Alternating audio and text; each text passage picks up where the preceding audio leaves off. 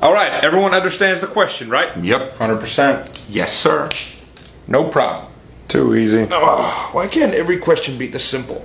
Finally, I'll make my dad proud. Oh, okay, let's continue. Now, with all Excuse me, this, sir. Can you please repeat the question? I'll repeat this only once. If you're flying a chicken and the alligator is running between the bread on one stick, how many walls do you eat when your TV is crying? What was that?